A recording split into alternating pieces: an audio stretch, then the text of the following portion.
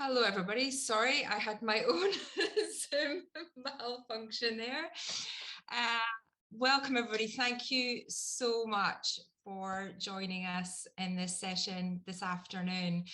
And it's fair to say that this can sometimes be a very sensitive and taboo subject. So we really appreciate that you're all here today, and I will introduce my lovely panel that's going to join us in just a moment as well.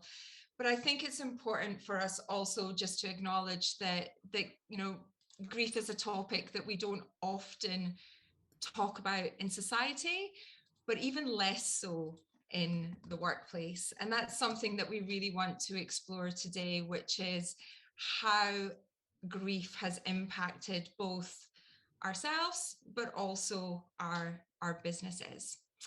Alex is here to help me with this afternoon, and he is going to be looking at the chat room. So we want to make this as open and inclusive as possible. So please do add any comments or feedback that you might have, because we're really open and passionate about creating something here. And we don't know what that is either, but we'd love to share and create something really special with you. So your feedback is really important to us. Now, before we get started in our session, I just wanted to share with you a little bit about Moment Company for those of you that are new to us and to Moments. And we're on a mission to share the benefits of short, mindful breaks throughout your busy day that can help you reduce stress, increase focus, and to help you create a more positive mindset, which in turn gives us a greater sense of control and resilience in our lives, which is obviously a huge part of our discussion for this afternoon's topic. So before we get started, as we always do in our Moment Company sessions, I'd love us just to take a little moment together. And that's just to allow us all just to appreciate this little bit of time that we've given ourselves this afternoon to get together, and just to kind of get settled. So this is something you can do with your eyes open.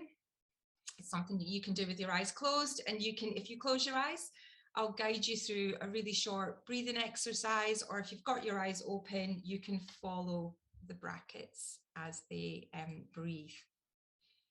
So I invite you just to take a gentle breath into your belly for the count of 2, 3, 4, 5, and out. 2, 3, 4, 5. In, pushing your belly out. 5, and breathe out. 2, 3, 4, 5. Again, in.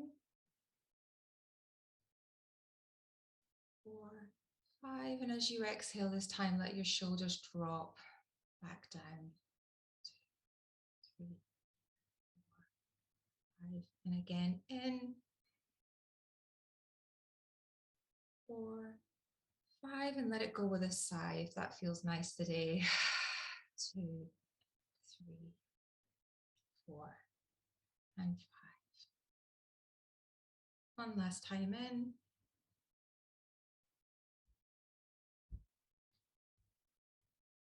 And out.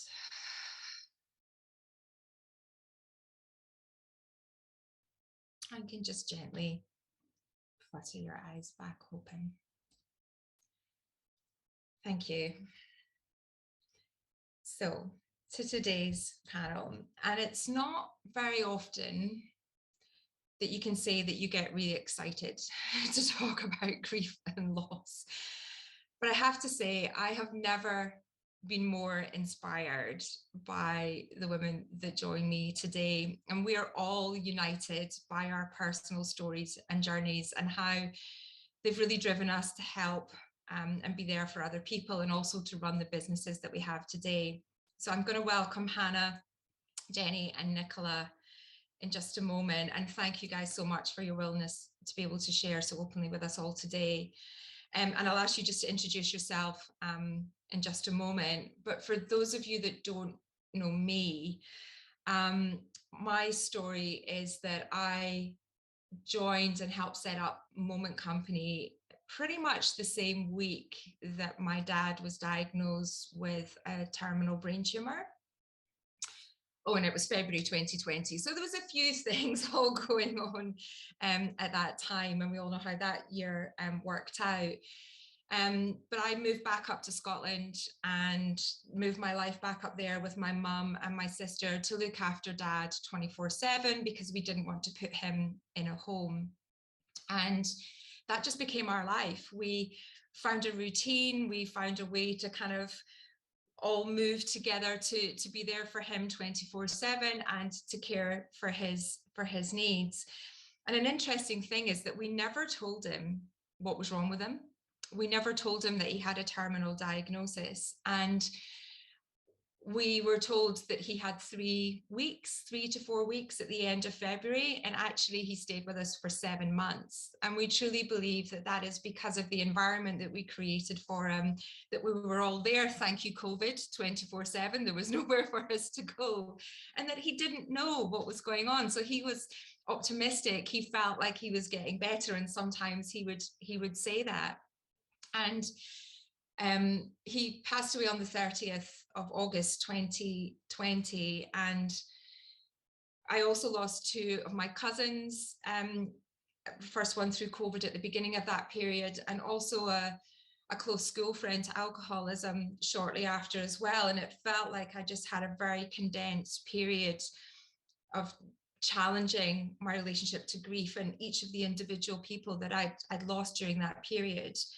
But I can honestly say the work that I did, that we put into Moments, and the benefits of taking those short breaks and mindfulness and meditation and mindset and gratitude journaling and everything that I was putting my passion into the business was because of my own felt experience and story. And I had this wonderful, I guess, balance of it creating to help others, but in the same way I was almost doing it on myself as well. And a big thank you to Alex at Moment Company here, because we'd met twice in real life before all of that happened, and then he became the person that I spoke to most in the entire world and knew everything about me in a very short period of time. But our work really inspired me to get through that period and to share it with others. And hi, Mum, who's on the call, hopefully sharing a bit with Mum and my sister as well. So that's my little brief kind of story, and how my experience and being there for Dad and going through that whole process and holding his hand to the end has really inspired what I do at Moments, and why I'm going to get emotional. Why I'm so thrilled that the 3 of you that are on the call today have come into my life, because Hannah, I met you the same week Dad was diagnosed. You were supposed to be in my life. It's amazing. And through you, I met Nicolas, and then Jenny, we've just recently connected, but it was our shared story of grief that was our real kind of bond. So we're meant to be here today, I know that, and we're meant to be sharing. So thank you. So in order of people's I know, Hannah, can you maybe share a little bit about your story and how it's inspired you recently? You've already got me. Sorry. We should have handed out tissues at the start. That's not the intention of this session. It is to inspire. No, it was just it was very touching. Thank you, Fee. And I'm sure everybody else that's on this call now is like, thank goodness I don't have to talk. So I'm just going to ride that wave, and thank you for your compassion while I just get myself together and have a moment. So I'm Hannah, and I first connected with death when I was about 3 years old, and my grandpa died. And I remember being very aware that he was no longer going to be present in my life. That was that. And it was then, as I journeyed through life, that I cared for loved ones as they were dying. And probably my most poignant experience was at the age of 16 or 17 when I cared for my grandma in her final days and hours. And I do remember, and I'm so grateful to my father, because he woke me up probably about 10 o'clock in the evening the night before she died and said, we've had the call. And so I remember that night, me and my uncle, my auntie and my dad all camping out on the floor of my grandma's room in her nursing home. And it was there that I was with her until the very end. And it was extremely touching. And I was never afraid of it. I was just able to somehow be with it, having not really, I don't know, it felt like the most human thing in the world for me to be part of that. I guess in some ways it was like a part of me was remembering what it was to hold space for someone who has cared for you, who you then hand, you then do that for them, and with as much love and grace as you possibly can. And then it was then much later on, in my late 20s, when my nanny died. And again, I was there holding space for her for many days in the lead up to her death. I wasn't actually with her when she passed. I missed out on a few minutes, but I did sit with her after she passed, and I was sharing with everybody here. We had such a beautiful relationship, and she was 93 when she died. One of the things that she really loved was me painting her nails. It was the thing that made her feel young. So after she passed, from all the observations, she'd had her nail varnish all chipped and scratched off, and I thought, I've not really got much choice here. If I don't sort this out before she goes, I'm gonna, she might haunt me. She'll be devastated. It was that year when everyone that was infinitely famous, all the celebrities had died, and there was a few more that died after her. I thought there's going to be a right party up there. We need to get a party ready, and so that's what I did. And actually sitting with her and my mum, having a cup of tea with her, being with her after she passed was hugely soothing for me, and it gave me the space I needed to really let go. And it was very calm and very peaceful in the lead up, and I just thought, gosh, how can I bring more of this into the world? And that's when I discovered end of life doulaing, or soul midwifery, which is where you are a space holder, you're a friend, and someone that is able to be there with someone who is aware that their death is relatively imminent, and you're also there supporting the family. So that's the training that I did. And through that, with another connection, another soul midwife we co-created Dying for a Cuppa, which is a space held in community where usually my mum, make delicious homemade cake that is available for everybody. I can confirm it was a delicious lemon drizzle, which is not my favorite, but I very much enjoyed it. So there you go. Makes all the difference to cake. It does. I brought them with tea and cake, and we talk about everything there is to talk. And the intention is that we're all able to become more comfortable with talking about death and dying and everything that is involved in that. And I'll talk about that a little bit more later. But it's just to, instead of being so focused on, individuals or medical professionals caring, it's how do we bring death and dying back into the community? And obviously the pandemic created a real challenge, because I was volunteering in hospices and I was no longer able to be there. So that's when I actually ended up, I guess, having a little bit of a life apprenticeship and doing 4 months of care work, where I was going into people's homes and caring for people that were immobile. They weren't able to be out in the world. And that taught me, again, a huge amount around how precious life is. And so even though I'm a therapeutic wellbeing practitioner and I do work largely with businesses around mental health and nervous system wellbeing, I think once you have such a relationship with death and dying, you just realize how it sounds cliche, doesn't it? But how precious life is, and what is preventing us from living a life of joy and presence. So sometimes being with death actually enables us to live more. How beautiful. And as I say, I've been to Hannah's sessions, and it's just a lovely space, because there is no agenda and it's very open, and you just organically let people talk and to see what comes up. And the session I went to, it was a very joyful one. People were talking about celebration, and even when there was an occasion for fear, when people were talking about perhaps caring environments they were in, by that kind of peer group setting, there's something very kind of comforting. It's almost like you're giving everybody a little hug, and by sharing the stories that people have been through, it does create a real community support around it. So thank you for everything you do there, Hannah. It's very special.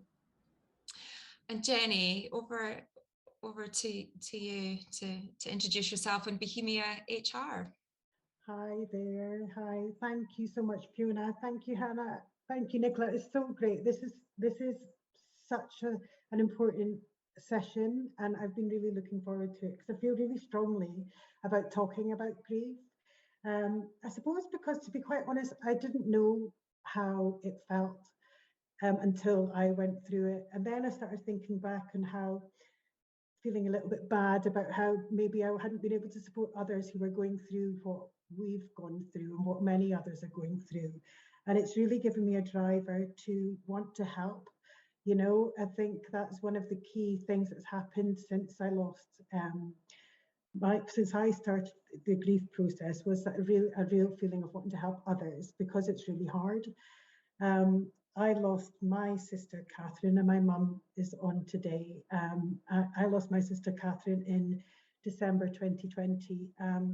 She had a brain hemorrhage, so it was sudden. There was no warning. I actually had I used to speak to her every single week. She lived in Aberdeen, I lived in London, for 2 hours, and we'd put everything to right, you know, sort out all our problems and, you know, have a chat, have a laugh. And I'd done that Sunday morning, and then on the Monday morning, I got the phone call to say I had to come home, and you know, it turned our world upside down. And it was, you know, there's three of us, and you know, we're very lucky because we're really close. But you can imagine the hole that was kind of ripped out from there, and it's been, yeah, it's still really tough, I have to say. But what has come out of it was, oh gosh, the way people spoke about Catherine, it kind of drove me mad a little bit because I wanted her to hear it, because she had no idea, you know. She kind of just did things and made people feel great, and she had no idea that's what she did. And all the messages that we got were all about kindness and well-being. And I think, you know, I've got mum to thank for that, is that we have all got that within us. And I just decided, you know what, this is a real awakening. It's like you realize how short life is and how precious it is.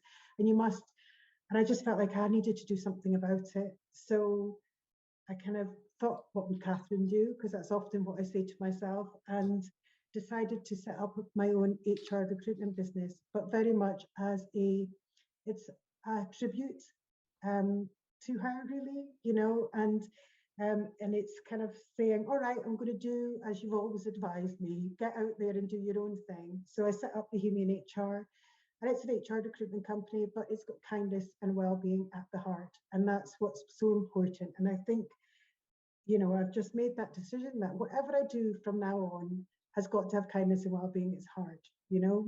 And yeah, that's where I am. It's and it sounds so simple, doesn't it, Jenny? Just to say that, put kindness and well-being at the heart. Do you mind sharing what that means in practical terms to you? Because you know, it's something that people can go, oh yeah, I put kindness at the heart, but what did that actually mean to you in a practical term when you were setting up your own business? Gosh, setting up the business was quite. That's hard to do with heart and kindness sometimes. Yeah, it was. You know, I actually found it, because of the situation that the business was surrounded by, because it was really originally built as a tribute. You know, it was important to have the website with like Catherine's favorite color, and you know, it was important to think about actually what does that mean. You know, so the values were around the pillars of well-being, and you know, Catherine and I were both big into running and fitness, so you know, that's around being active, you know, talking all the time, connecting.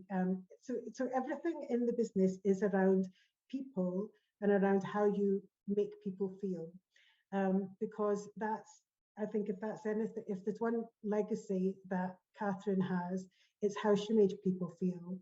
And if I can make sure that whatever I do in life, it has that type of legacy, then you know, that type of experience, then I am taking what she did so well and continuing it forward. So it takes effort sometimes, I have to say, you know, to always be thinking about that.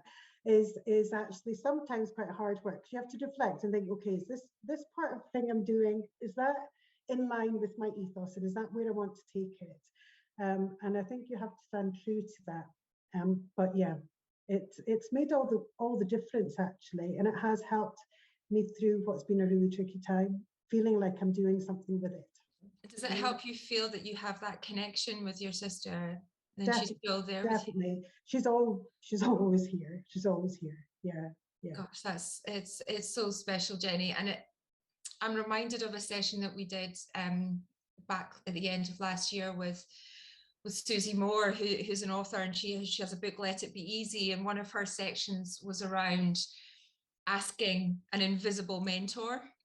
Yeah. And you can ask anybody, what should I do, or how should I, what would I do if I was? And it can be anyone that in the world, living, famous, a friend, whoever. And calling on people that we love in our lives, whether they've passed or not, what would they do, and asking them for advice. Almost you're answering your own question, but in their voice. And it can sometimes be the oomph you need to do something that you don't feel you can do yourself, even though you are the person that's doing it. You're using her spirit, her energy to really kind of to drive you to make that change. Yeah. And she was my #1 fan, no matter what I did. Sometimes she definitely shouldn't have been supporting me when she was, but she would really listen and knew me so well that she would be able to give me the right advice. So actually, you can tap into that. Yeah, channeling her. What would Catherine say to me right now? Actually, does help a lot. So that really is the way I'm living life now.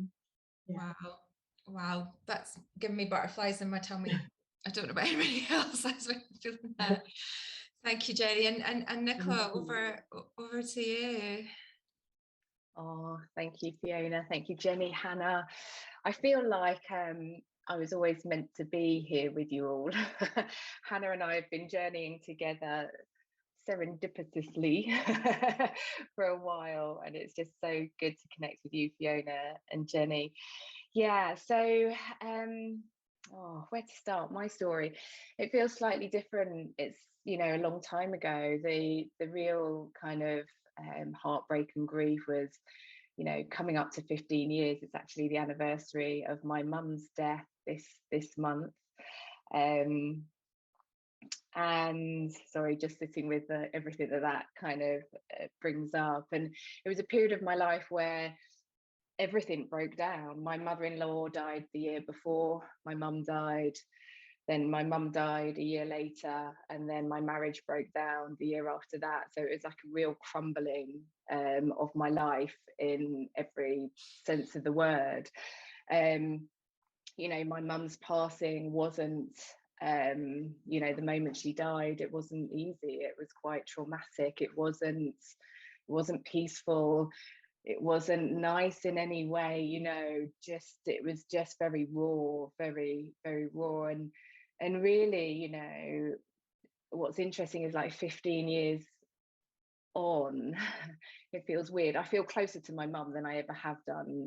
That might sound a bit weird and a bit out there, but Jenny, I relate to what you say. There's something that grief has given me in terms of my faith and my connection that feels stronger than it ever has done. And that's taken time. I want to say that's taken time. But yeah, that's very present for me, particularly this year. And I can't imagine doing anything else. So I'm a registered nutritional therapist. Those are my roots. Well, my roots are actually in HR. But then I retrained many years ago. In fact, I was going through my nutritional diploma when all of this was going on. It was like literally the day before I started my nutritional diploma, I got married.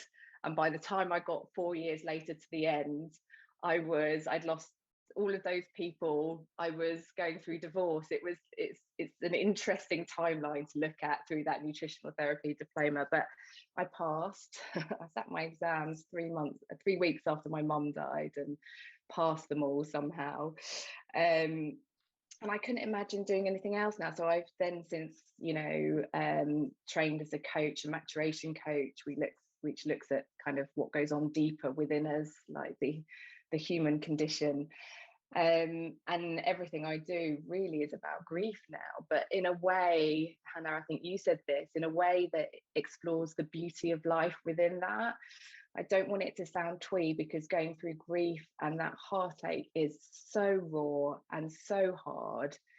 But what it has given me and what it has opened me up to is the beauty of life, that everything's just that bit richer. I left my corporate job in December and finally took the leap all in to be here. And I don't think I'd be sitting here now had I not been through what I've been through in my life.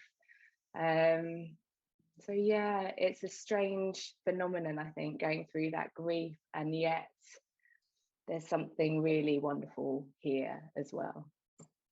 So when you say everything you do now, Nicolas, it has grief at the heart of that. What again, like I asked Jenny, what does that mean in terms of practical terms, and how it influences your business, or how you know, the types of people that are attracted to come and speak to you? Yeah, so I think I talk a lot about the many different types of grief, not just bereavement, but the many different types of grief that we experience. So I'll give you another example. Even just as a mother, the grief I experienced when my kids went to school, and we don't often associate those sorts of things as grief. We feel a bit off and we feel a bit weird, but we don't know why, and we don't know how to articulate it. You know, even when we choose to leave a job, for example, it's like, oh, we should be really happy now. We should be joyful and happy. But often there's a process that you go through that means that there's a loss and a period of grieving, and that will look different depending on different situations and circumstances to come through. You know, even just allowing myself a day when my daughter started school, just to be with myself and feel that, you know, she's growing up, and that sense of loss from that part of her childhood, and allowing that space. So it comes in all of those sorts of ways, really starting to open up the conversation of grief and helping people to recognize actually how much grief we hold on to in our bodies and our being, that we don't talk about, that we don't identify as grief, but actually many of us hold it within our bodies and our being. And you know, you mentioned divorce there as well, exactly, which is a huge grieving, loss, life-changing dynamic that we go through. And you don't have divorce days off as part of your time off work, or you know, it's a like, you know, these are life-changing events that all have some form of, I guess, and Hannah, you would know this in your immune system work that you do, that we hold some form of trauma within our bodies that can appear at any time. It's not necessarily, as you say, Nicola, like directly related to that event. It can manifest itself over years. Do you see that in your work as well, Hannah? Sorry, Nicola. No, go on. I'll leave you guys to it. Go, Hannah. No, I was just gonna share that I think a lot of the time when we're experiencing, you know, whether it's a depressive episode or whether it's a diagnosis of depression, in my experience through the people I've worked with, it's often actually attributed to unresolved grief, but we're not very grief friendly. And so it's like, if you imagine, it's that heaviness, it's the burden of carrying that legacy grief because it hasn't been able to be expressed and voiced. And that's what can really, really challenge and compromise us. And that's why it's so healthy and helpful to be here in this space, because there are people that want to talk about it and will honor and witness what's being shared. Mm-hmm. Yeah. Sorry, Nicola, I'll let you. Yeah, no, I was just going to say that it's that accumulated grief, isn't it? It's like, it's kind of grief on top of grief on top of grief. And sometimes I read something really wonderful the other day, must have been on Instagram, but like how when you go to a funeral, actually you're crying for all of the unexpressed grief that's in your body. It's not just the person that you're there for. Actually, you know, I can't go to a funeral and not sob. It's just impossible for me. But, you know, I'm crying for my mum, I'm crying for all of the other people that I've lost in my life, you know, and it's that accumulation of grief. Yeah, and there's something, I think, in the last couple of years that has, see, this will get me upset, will has profoundly changed what we've all been through in that rite of passage and process that we go through. And Jenny, I'm sure you've experienced this with losing your sister recently as well. Certainly with my cousins, my dad, my friends, like with COVID, we couldn't give them the celebration that we should have. And, you know, Dad was a very well-known person in Arbroath. And I think, you know, we had 19 of the neighbours that could come because and it was a 20-minute service that we spent ages loving the music and putting so much heart into the music that we chose. And we only were allowed a snippet of it. And we felt like we were almost rushed out the door. And we feel like we were quite deprived of his celebration, giving him a party, because he would have liked that, because he quite liked being the centre of attention, and he didn't get that chance. And we didn't get to go to my cousins. We had to watch it on Facebook, and we weren't allowed to give anybody a hug at the crematorium. And there's just that basic human need that we need to be together in those times that so many of us have been deprived of over the last few years. And I'm sure, Jenny, you must have felt that same experience with your sister. Yes, definitely. I think you know, that was December 20, so there were rules, and but you know, being from the farming community, a lot of them were just like, sod it, turned up at the house, give us a hug. You know, it was much more you know what, where there's only so far we're going to go with it, you know, abiding by these rules. Catherine's funeral was small. So, and that was hard because we couldn't have all our extended family there. But what I would say was that what we did get was quite you know, sort of really lovely experience with her nearest and dearest. And actually, Catherine and Richard weren't big on huge social gatherings, so you could kind of imagine her looking down and going, "Yeah, that's a bit more like, that's a bit more easy to deal with." But what we had, which was really overwhelming, was everyone in the village had lined the streets all the way out of the village and all the way down. And you know, for us, when we were driving out, and yeah, it's just made me reflect on that. And it was really, really beautiful that people had made. You know, we were kind of thinking, oh my gosh, is there going to be people all the way to Aberdeen? You know, like, but yeah, it was so different though, wasn't it? It was just such a weird time. I actually think the more difficult part was afterwards, because then we went into another lockdown and we were really restricted on who we could see, and it did mean that we ended up maybe going into ourselves a little bit more than we might have done before. You know, and I was living in London at the time, so I know that I definitely became a lot less sociable than I might have done anyway.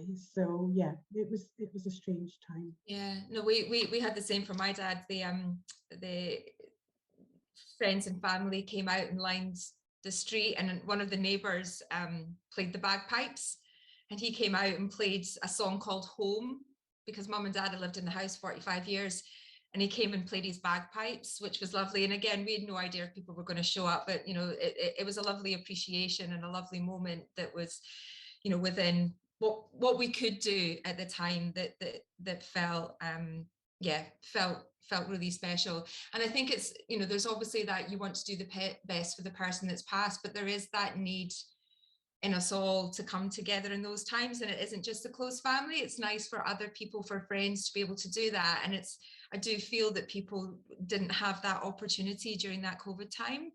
And then I hope mum doesn't mind, she won't, in that when you talk about afterwards, and we were still in another lockdown, but also, and I think Nicola, you touched on it as well, is that time isn't a linear thing where it goes, yeah, it gets better and it goes up and to the right. It can go like that. It can stay the same, and it can actually be exasperated. And I know mum said that she found a year after harder than immediately after, because you're doing stuff still, your life admin, there's people distracting you, and there's other things that almost distract you from actually how you're feeling. And it can often be a significant time later that, you know, that kind of grief moment or loneliness or sadness or whatever the emotion is that you need to release comes up. Fiona, can I just share? I completely, that's my experience, and I'm conscious that grief is such a personal experience, but I just wanted to share because it's just been Mother's Day here in the UK, and you know, it broke me all over again. I just, you know, and that's 15 years later, and I've got the support, the tears are coming, but I got the support that I need, and I'm able to be held in that. But I don't think there is any timeline to grief, that it you know, Mother's Day somehow takes my breath away every year, despite me being a mother now. You know, I wasn't a mother when my mother died. My mum never got to meet my husband or my children. But Mother's Day has this really big impact on me, and it kind of literally takes my breath away even after 15 years. So yeah. And do you celebrate your mum on those days? I know it's difficult. Do you talk about her to your children? Is that a way to, does that give you comfort? Yeah, I mean, and I talk to my children about her. You know, I want to say I haven't found the magic formula with Mother's Day yet, but I chose to do something different this year. I took myself off to church. I don't ever go to church, but something in me was calling me to go to church, just to have a bit of time to acknowledge my mum, to then come home and then celebrate me as a mother. But it's just, you can't separate it out like that, you know. So I tried to, but it still was kind of a little bit sticky and tricky to navigate. But I'm still working on it. I'm still work in progress in my grief, and you know, yeah. It's interesting. So the Dying for a Cuppa session I went to with Hannah last month, there was a gentleman there that I actually knew. He's in his 70s, and he was there out of curiosity, and he shared with us that he was there because his dad had died 62 years ago, and he'd never grieved. And he shared with us, and Hannah, please jump in. He shared with us some experiences that he'd never really shared before. And we're like, wow, 62 years later. So he talked about the death of his father, and then he went on to talk about his mother. And he said that nobody in the family had ever hugged, and particularly after his dad died, there was no more hugs in the family. It was very emotionally shut off. And he said that him and his brother had got locked in the snow. It was like a movie. We should go and get him to write this, or a play. And a snowstorm had come in, and his brother and him had been trapped there with their mum that night because they'd been taking it in turns caring for her. And she passed that night, but for the 4 hours before she passed, she just went between the two of them, hugging them. And he said she just sat bolt upright. They'd never seen, and they hadn't been hugged in 60 years. And she just went between the two of them for 4 hours, giving them a hug. And you just thought, wow.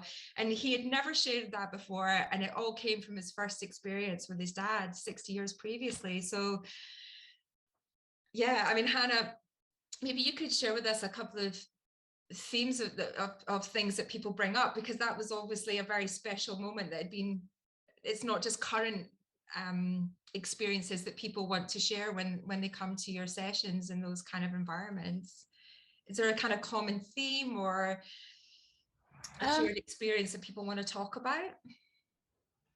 Not really, no, because I think although grief and loss and death and dying, they're such generalist terms, but it's so uniquely personal for all of us, and no experience is ever the same. So, you know, I asked a question the other day before everyone sat together: what loss is alive in you? And interestingly, you know, someone said the loss of my partner 3 years ago, and someone else has said the loss of my mother 25 years ago. And that loss is always valid.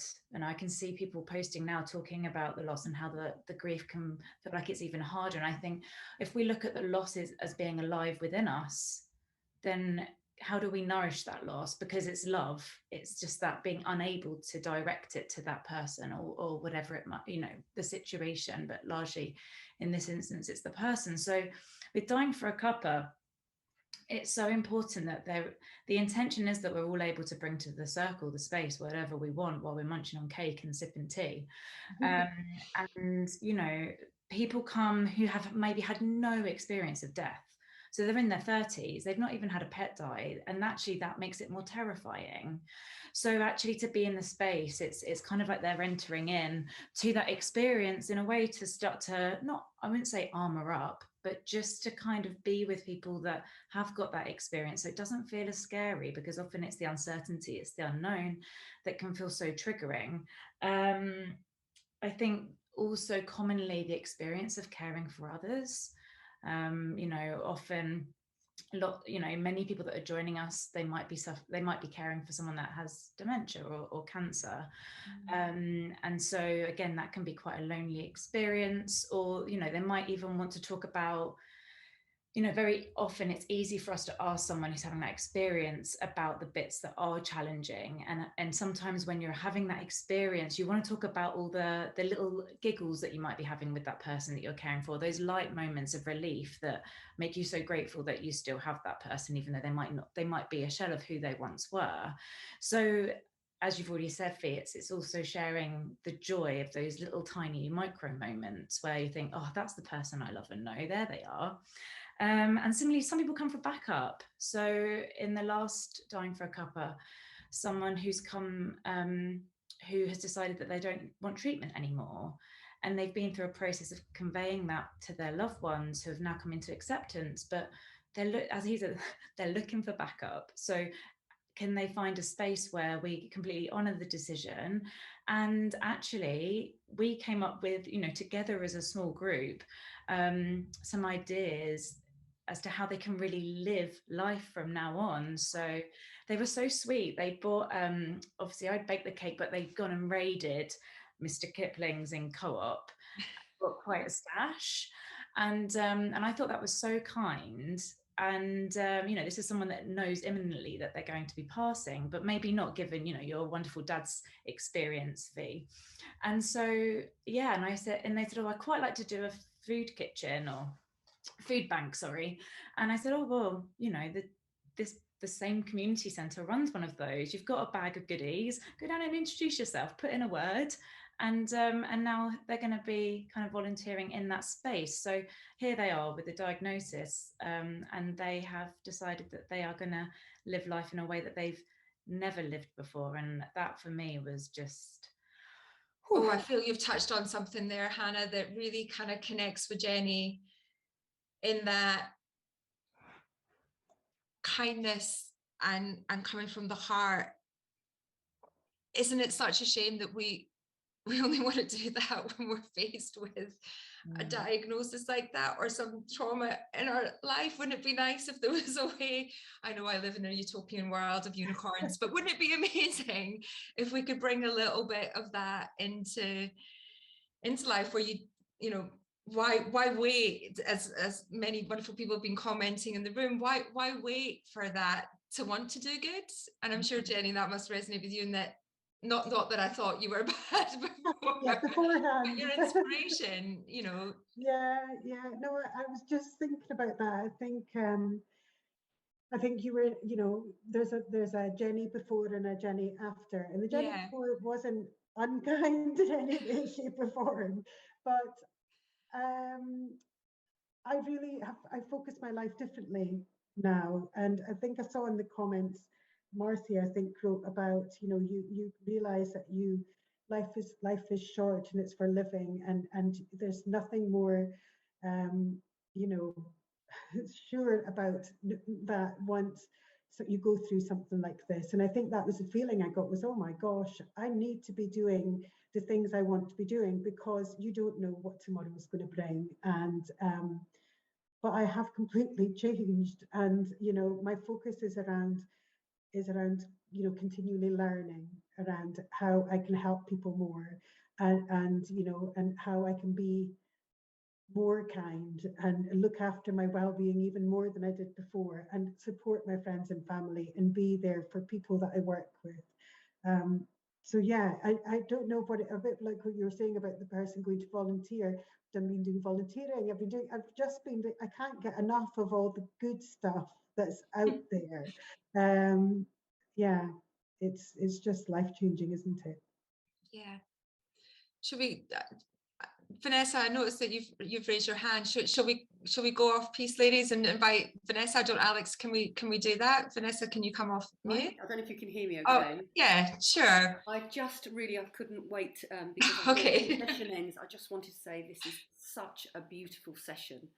And I'm hopefully not going to get choked up too much. So I work in the wellbeing space, and I within the workplace, and this is so important because let's not get, we're not going to get away. We're all going to experience grief in some form or another, and everyone experienced it differently. I lost my dad to depression 9 years ago, and in spite of the grenade that went off into my family's world, with that, it inspired me to lead my life completely differently. In fact, I'm a completely different person from the person before. During that time, I also went through divorce. I lost my business. We had a successful business, had a beautiful home. I lost my home. So I had to go through experiences of humiliation, things I never would have imagined. And on top of that, and I'm not trying to sort of say, oh, and I had this, but on top of that was the shame around suicide. And so I used to hide that fact and say I lost my dad to, he had a heart attack, or I'd say, and it was a very difficult time. My parents have been married for 40 years. It's not something we saw coming. But what it did, as I was sort of giving the keys back for my home, I made a choice to lean into this other person that was emerging from this shell. And that led me to build 2 businesses. The first business was a coffee business that I ran with my mum. And really that was 18 months on because I didn't have any money, that's the bottom line. I'd always worked for myself, and also I wanted the conversation to change. I wanted to talk about other things, to shift our focus forward. And there were many moments on that journey that we had moments of laughter and joy. In fact, laughter, even with the sort of the nightmare scenario that I just spoke about, laughter, certainly within our immediate family, is something we use a lot to cover those sort of very dark periods, and that has helped. But today for me is about, when someone dies and you take time off and you've spoken to your boss, for example, and said, I need to take some time out. 2 weeks in, they probably expect to see you back, and when you come back, there's a warm welcome, you've got great people around you. Then after 3 or 4 months, we're back to normal. The birds are singing. I thought the birds would stop singing when I lost my dad, but the birds are singing and everything is back to normal, but you're not. And sometimes it's hard to articulate that. And I then, because my business, like you ladies have said today, became very much part of my identity. So, I spoke about my dad. My dad loved coffee, and, I just went on and on. I decided to look at my life because it had completely changed, and I wanted to spend more time in Italy. So a year prior to the pandemic, I developed wellbeing space. It was still within the same space. And this was a space that I wanted people to come to where they could, because I didn't know you people existed, where you could come to and say, the dreams I had for the future, the home, the life, the job, the work, everything I ever imagined now looks different. What do we do? What now? And it was a space where you could just come into an embrace with as little as much contact as possible to think about what life looks like. And I don't think necessarily you have to go all the way to Italy. These retreats were in Italy. It would be nice though. Yeah, well, the pandemic stopped that. The pandemic put that on pause, and obviously then I started the work that I'm doing now. And it's about creating better spaces, because I don't believe there's 2 lives. There's just one life. There's not work life, home. There's one life. Yeah. And part of that life is that I'm going to lose someone along the way, and I'm going to have to return to work at some point. And having those conversations that can help you through gently, because the thing that saved me, and I nearly took my own life, the thing that saved me was the kindness of others, and knowing that someone could come back in and I could have this conversation. Because I don't, funnily enough, for 9 years I didn't tell anyone about my journey. Now I tell everyone because it's part of my healing process. But just to know that there is support out there, I think is crucial. This change is, grief is awful. There's no getting away from it.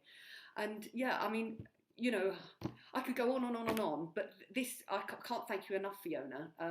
Thank you, Vanessa. And everyone, all the speakers here today for bringing this, talking about it. There are some cultures that celebrate death. Mm-hmm. Why not?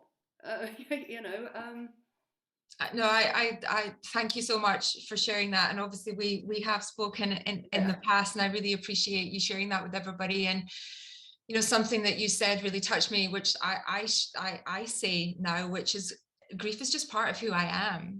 It's just part of who I am now. It's not something that happened to me. It's not something that I live with. It's just part of me. And it doesn't have to define you, does it? It doesn't define me, but it's part of my story, and it's an important part of the experience that I've had. And to Jenny's point, it has. I'm not the same person that I was in 2019 for many different reasons, and the whole experiences that I've had over the last few years has been part of that journey, and I'll continue to be curious. And I think that's something that I've learned out of this experience as well. I'm curious about lots of different things, because when you've experienced that, what else can life bring you? And I think you set your boundaries in different ways. And Vanessa and anybody on this call that's contributed today or wants to get involved or wants to reach out to any of us to say, how do we create more of these environments? How do we talk about this more in our workplaces? Then that's really what we wanted to kick off today. We don't know what it can become, but we know it's a really important conversation. And between us all, we've got ways that we can hold space and be that caring environment for people. So we're really keen to get feedback. I'm also really conscious that, and this is what happens when we all get talking, anybody free till about 8 o'clock tonight, because we could keep going for a long time. But we also just wanted to kind of wrap up today with a little bit of practical guidance, because we don't know who is on the call today and what your personal experiences are and where you might be in this journey, and that curiosity. But we wanted just to share a couple of things that really helped us, I guess, in that initial kind of sticky phase, and to feel like something had made a difference to us. And for me, one of the biggest things that I think really helped me was I wrote my experience down. It was as simple as that. And it wasn't just writing down a journal, but I wrote my experience from a place of gratitude. So right from when my dad was diagnosed to last night and every night in between, I wrote down what I'm grateful for. And even in the most challenging times, I found lots to be grateful for. And actually the most difficult days, I found, it was sunny that morning. I was in the northeast of Scotland, so that wasn't often, but we had dinner together. I had a nice cup of coffee in the morning. I shared a good experience with Alex. The nurses had all been really caring. There was a way to reframe challenging days from a positive perspective, which means that when I look back on that now, I've reframed and I've rewired those neural pathways in a different way, and I look on it from a place of gratitude that we had that time together. So that was my kind of way to help my own healing process, and it still is today. Hannah, are you? I can jump in though. I was Oh, okay. Oh, who was show compassion? Nicolas. It was me. There you go. Yeah, please jump in, ladies. Okay, so so one of the things that I liked what you just said then, Fee, around kind of part of your healing journey, and still is, because this is this is all about compassion for me. So I felt like I was going crazy in my grief initially. It just kind of, yeah, I just felt like I was going crazy, that there was something wrong. I kind of wish that somebody had given me permission and gone, it's okay to grieve, you know. And for me, that's all about being compassionate, you know, even when 15 years later, I'm still in my grief, just holding myself in that pure compassion for all of who I am in that moment, all my messiness, all my humanness, because that's what it's about. Grief is just a very, very human. And so being really kind to yourself, because we talked about it today, there is no timeline. It does come up, it kind of can take your breath away when you least expect it, and just to hold yourself in love and compassion. So important. Thank you. Hannah. So I often think that when we know that there is an anniversary arriving of that person dying that we love so deeply and that we still really desire to cherish, we can kind of want to hide from it or pretend it's not happening. And it's the same when it comes to birthdays and Christmas and other times in the year where you might connect, or you might have that way of being with that person. And so there's such a yearning, and it can feel painful, not only emotionally but physically painful, because you're not able to in any way be with that person other than the memory of what lives on. And so my nudge here was really, can you plan ahead? Can you find your people that will be able to just listen and hear what you have to say? Or just maybe you don't even want to talk or need to talk about it, but you just would like to be in a space with people that you know you can completely be yourself with, as you're still processing what this means to you. And I think that sense of, safety, from your nervous system point of view, you're going to be in a regulated space because you're co-regulating with people that can just be there and hold you. And I think that's so important. And I'm not, of course, if you have this relationship with family, then by all means be with them too. But sometimes to be with someone that's just connected in some way from that person as well, that can mean that they can truly show up for us, because some of us find it very easy to put our grief to one side in order to look after someone else and witness their grief when we're already feeling so overloaded and empty in terms of energy. So yeah, I think planning ahead and honoring those anniversaries, it can feel challenging, but also there's a real beauty that comes to that ritual and a real intention. I've spoken about intention a lot, and I think that's where intention comes in. Amazing. Thank you. True, Hannah. So mine is very much around, celebrate. For me, celebrate our loved ones and talk about them, share the stories. Whenever I get together with family, we were lucky to have loads of shared friends. We laugh, we talk. Catherine gave us plenty stories to laugh about and to really smile about. So and to do it without feeling any sort of guilt or I don't know, and to continue to be inspired. And it's okay to look forward. Don't feel guilty about moving forward, about taking this horrible situation and turning into something really positive, because that's what they would want. And we can only move forward.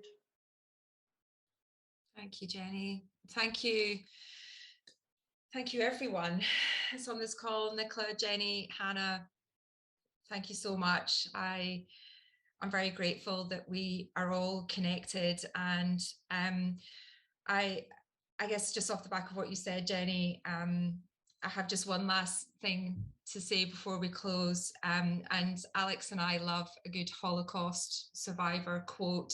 And I heard this beautiful podcast with Edith Edgar over the weekend. And she said, the most beautiful gift of love is memories. And I just think that's a nice way for us to end today. So thank you so much, everybody, again, for your time. Please do come and find us in all the various channels. We're also recorded this session today. So we can send out a recording, and please feel free to share it with anybody you think might benefit from our conversation. But thank you very much again, and I wish you all a lovely rest of your day. Thank you. Thank you. Thank you. Bye.